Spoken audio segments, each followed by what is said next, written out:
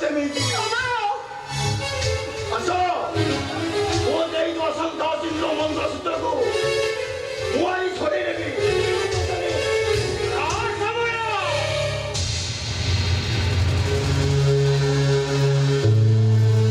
ଆରେ ସେ ଝିଅଟା କହିବା ପରି ସତରେ ତୁ ପ୍ରେମିକ ନୁହ, ତୁ ଗୋଟେ ପ୍ରତାରକ।